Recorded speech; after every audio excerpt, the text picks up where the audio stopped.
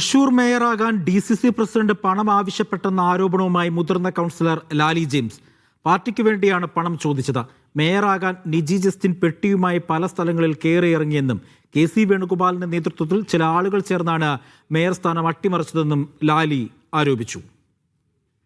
DCC പ്രസിഡന്റാണ് എന്നെ വിളിപ്പിക്കുന്നത്. അദ്ദേഹം എന്നോട് ചോദിച്ചു, ചേച്ചി ഈ സിസ്റ്റം മുന്നോട്ട് പോകണമെങ്കിൽ പണം ആവശ്യമുണ്ടെന്ന് അറിഞ്ഞുകൂടെയും ചോദിച്ചു. എനിക്ക് വേണ്ടിയല്ല ഞാൻ ചോദിക്കുന്നത്, പാർട്ടിക്ക് വേണ്ടിയാണെന്ന് പറഞ്ഞു.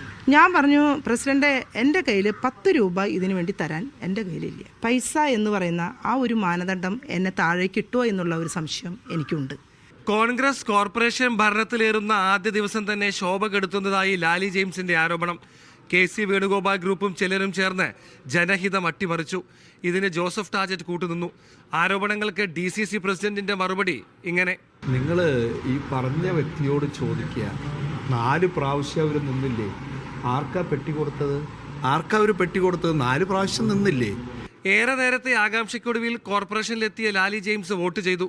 വോട്ട് ചെയ്യുന്നതിന് തൊട്ടുമുമ്പ് പ്രതിപക്ഷ നേതാവായിരുന്ന രാജൻ പലനെതിരെയും ആരോപണം. തന്നെ ആരും അച്ചടക്കം പഠിപ്പിക്കേണ്ടെന്നും ലാലി.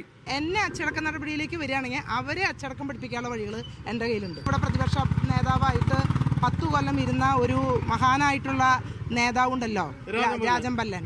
ഞാൻ എല്ലാ കാര്യങ്ങളും പുറത്തു പറയാം, കുറച്ച് ഘട്ടം കൂടിയും കഴിയട്ടെ. അവസരം കാത്തുനിന്ന CPM വിമർശനവുമായി രംഗത്തെത്തി. തുടക്കം തന്നെ പാളിയതോടെ കോൺഗ്രസ് ഭരണത്തെക്കുറിച്ച് പ്രതീക്ഷയില്ലെന്ന് CPM. UDFനെ അന്തസ്സായി ഭരണം നടത്തിക്കൊണ്ടുപോകാൻ പറ്റില്ല എന്നുള്ളതിൻ്റെ പ്രകടമായ ഉദാഹരണമാണ് ഇപ്പോൾ കണ്ടത്. നിയമസഭാ തെരഞ്ഞെടുപ്പ് തൊട്ടടുത്ത് നിൽക്കെ തൃശൂരിൽ കിട്ടിയ അവസരം കളഞ്ഞുകുളിക്കുകയാണ് കോൺഗ്രസ്. ലാലിയുടെ ആരോപണങ്ങൾ ശക്തിപ്പെടുന്നതോടെ വരും ദിവസങ്ങളിൽ കോൺഗ്രസ് പ്രതിരോധത്തിലാകുമെന്ന് ഉറപ്പാണ്. തൃശൂരിൽ നിന്നും നടരാജ് പരശുറാം, മീഡിയ 1.